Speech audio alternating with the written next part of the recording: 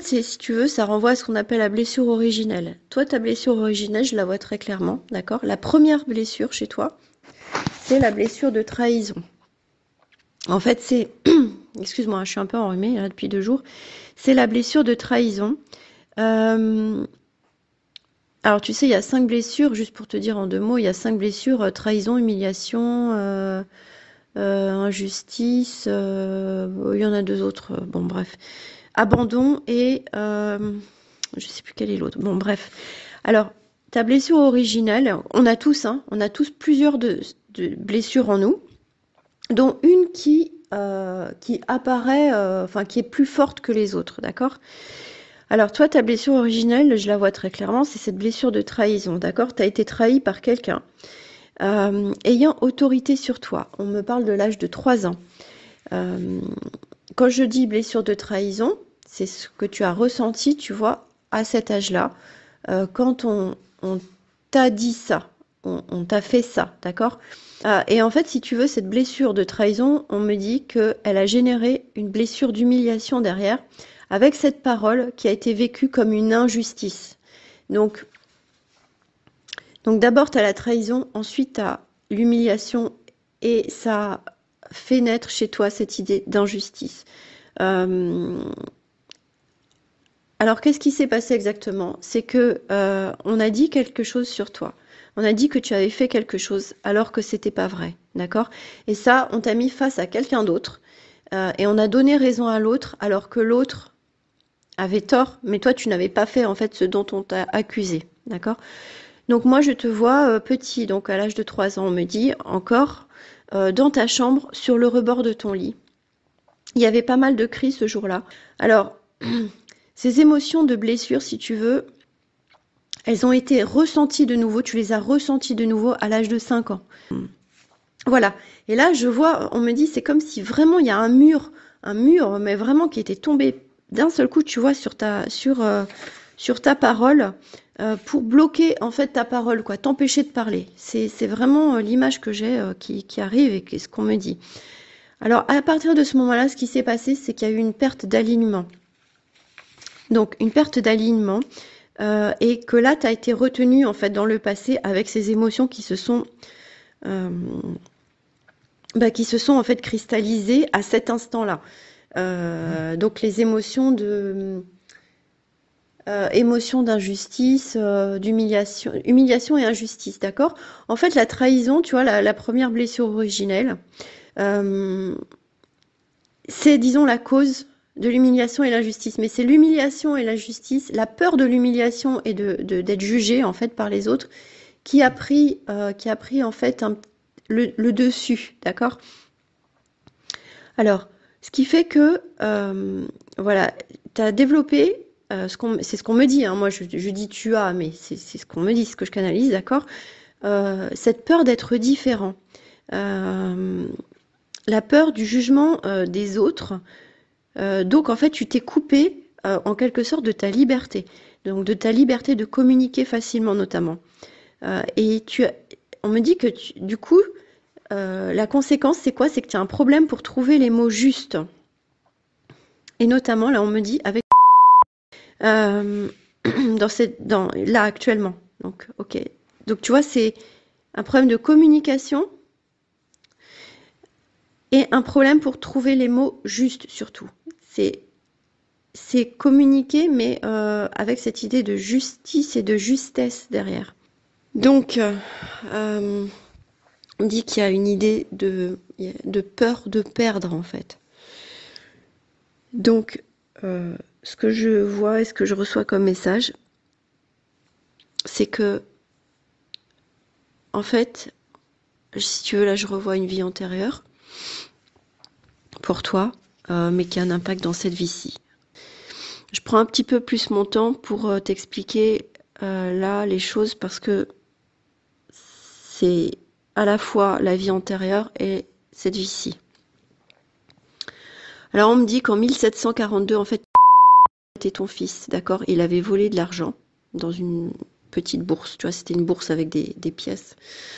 Donc moi je revois hein, toutes ces scènes, etc. Donc, et en fait c'est toi qu'on a accusé à tort, d'accord? tu as été mis en prison.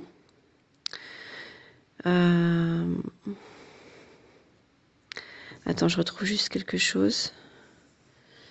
Voilà, tu as été mis en prison et ensuite tu as été guillotiné, d'accord? Ça s'est passé le 7 juillet. Donc je revois bien cette journée du 7 juillet, il y avait, tu vois, je revois, c'est une journée ensoleillée, d'accord? Tu as été guillotiné. Et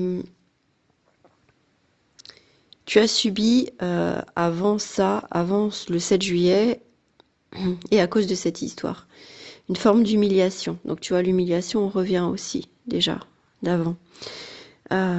L'humiliation avant l'injustice. En fait, on me dit que tu avais du ressentiment. À ce moment-là, là, tu vois, en 1742, du ressentiment envers qui était ton fils, d'accord, dans cette autre vie. Et dans cette autre vie, il avait de la culpabilité vis-à-vis de toi, parce qu'en fait, tu t'es accusé aussi, c'est-à-dire que on t'a accusé d'avoir volé cet argent, mais tu t'es accusé aussi d'avoir volé cet argent, alors que tu savais pertinemment que c'était... en fait, tu t'es accusé pour sauver. En t'accusant, toi-même, ça a causé une forme, ça a entraîné une forme de ressentiment envers lui,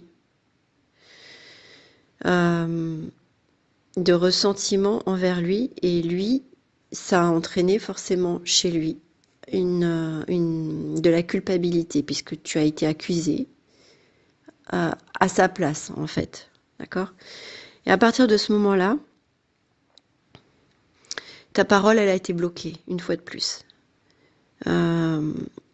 Donc il y a un problème de vérité, tu vois, non dite, avec cette idée d'injustice et aussi cette idée de sacrifice. Tu vois, dans cette vie antérieure, il y a une idée de sacrifice. Donc dans cette vie antérieure, le sacrifice, mais aussi dans cette vie-ci. C'est-à-dire que c'est quelque chose qui se répète, d'accord? Qui se répète, alors, il y a 1742, mais ça s'est répété dans la vie d'après, et dans la vie d'après, et dans la vie d'après. C'est cyclique, c'est ce qu'on appelle des nœuds karmiques, en fait, tu vois. C'est des choses qui se répètent systématiquement, en fait, avec les mêmes personnes, d'accord? C'est les mêmes personnes qui reviennent dans chaque vie, sous une forme différente, tu vois, peut-être que c'était ton fils en 1742, mais c'était pas ton fils en 1815, enfin, tu vois, je dis n'importe quoi, mais voilà. Mais c'est cette idée d'humiliation, d'injustice et de sacrifice, c'est quelque chose qui se répète systématiquement.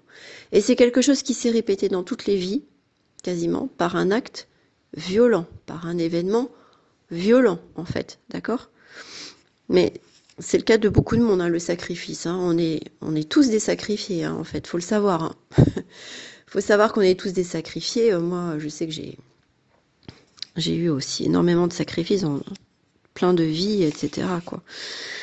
Donc c'est sacrifice, voilà, dans cette vie antérieure et dans cette vie-ci. Alors attends, je vais juste faire une pause parce que, en fait, au niveau de ma gorge, je ressens beaucoup de choses et tu vas comprendre pourquoi. Je fais juste une petite pause, je vais boire et je continue. Alors, ce que je vois, c'est que ton âme, en fait, elle n'est pas partie tout de suite, tu vois, après avoir été guillotinée.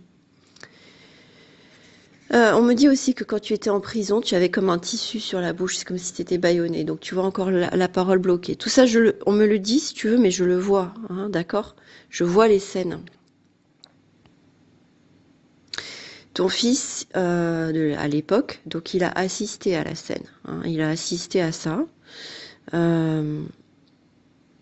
Et en fait, dans cette vie antérieure dont je te parle, après ça, il a fait des cauchemars, tu vois, il a fait des cauchemars... des cauchemars... Ouais, des cauchemars de ça toutes les nuits, on me dit. Il pouvait pas dormir, problème pour dormir. Et en fait, ton âme qui n'était pas montée tout de suite, après avoir été guillotinée, d'accord? Bon, parce que tu sais, il y a le corps physique, puis il y a l'âme. Hein.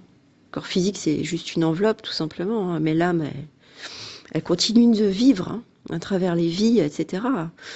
Donc, en fait, ton âme est venue lui parler toutes les nuits à ton fils à l'époque. Et il dialoguait avec ton âme. on me dit que est un passeur d'âme, en fait. Donc, dans cette vie précédente dont je te parle, en fait, il a aidé ton âme à passer dans la lumière. Il a libéré ton âme. C'est ce qu'il a fait en 1742, là. Mais dans la vie actuelle, on me dit que c'est un passeur d'âme. C'est-à-dire que il a cette capacité d'aider les âmes des défunts, si tu veux, à monter dans la lumière. Donc en fait, ton bourreau de l'époque, si tu veux, c'est qui? C'est qui est ce bourreau de l'époque? Dans cette vie-ci, actuelle, c'est le type qui t'a agressé au bureau. Ok? Lui-même a été étranglé dans une autre vie, en 1604, on me dit. En mai, le 4 mai. Le 4 mai 1604, lui a été étranglé, en fait, dans une autre vie, dans une forêt. Et c'était un voleur. Ce type-là, c'était un voleur dans cette autre vie. Donc, en fait, ce qui se passe, c'est que on me dit qu'il y a comme une sorte de triangulaire. Il y a une triangulaire entre le bourreau de l'époque, si tu veux, et le bourreau de l'époque, voilà. Toi et okay, et qu'à partir de là, si tu veux, il y a des énergies qui se sont, pareil, cristallisées entre vous.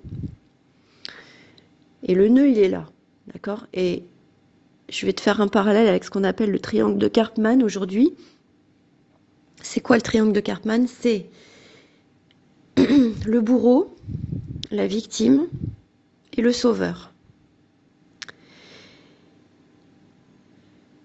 C'est ça, en fait, le triangle de Karpman. Et là, on est exactement dans cette situation. C'est-à-dire qu'il y a le bourreau, il y a toi qui a été victime en 1742 de cette injustice, et le sauveur qui était fait passer ton âme dans la lumière. Donc en fait, si tu veux, il faut que tu sors de cette position de victime, et pour ça, ce qu'il faut, c'est te dégager de l'énergie de ce type au bureau, parce que en fait, l'âme de ce type-là, c'est la même que l'âme de ce bourreau-là en 1742, ok?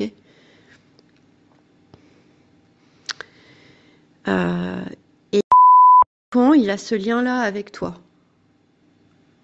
et indirectement avec ce type-là aussi, puisque c'est lui a une forme de culpabilité qui est restée de cette vie antérieure, que as été accusé à tort finalement aussi à sa place. Donc tu vois, ça peut, dans cette vie-ci, créer des rapports qui sont conflictuels aussi. Toi, tu as du ressentiment, comme je t'ai dit, mais lui, il a aussi de la culpabilité, mais c'est inconscient en fait chez lui, hein, d'accord?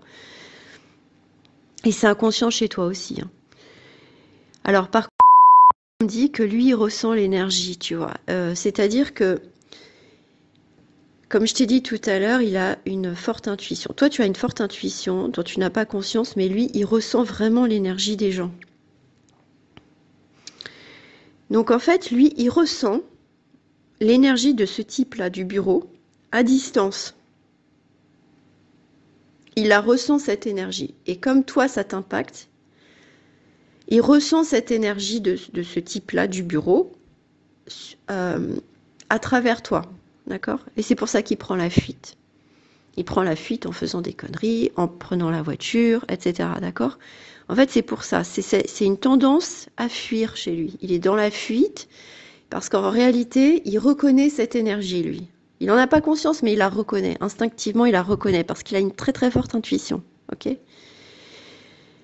On me dit aussi qu'il y a, du fait de ce nœud-là, karmique, il y a une violence, en fait, violence refoulée, en fait, chez toi, où il y a eu une violence refoulée, mais qui ressort aujourd'hui, tu vois, mais qui est difficilement contrôlable parfois parce que, en fait, c'est comme quelque chose d'inexplicable. Alors là, tu as l'explication. L'explication, c'est ça, d'accord?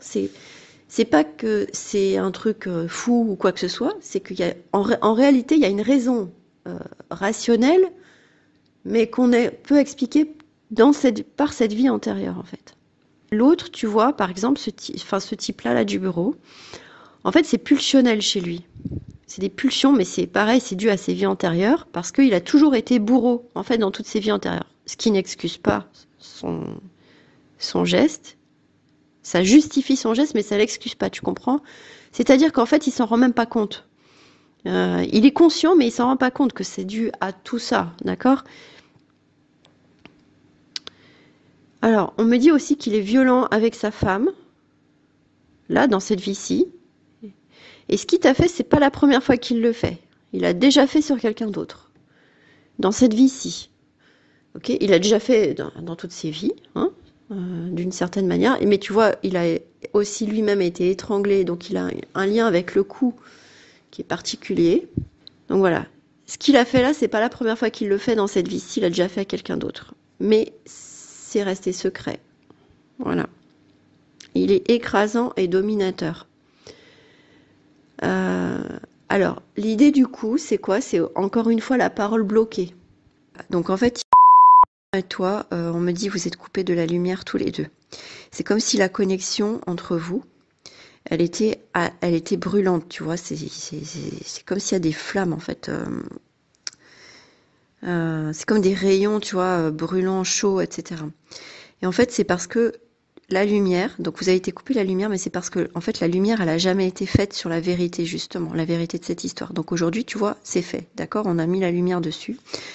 Je t'ai dit la vérité sur cette histoire.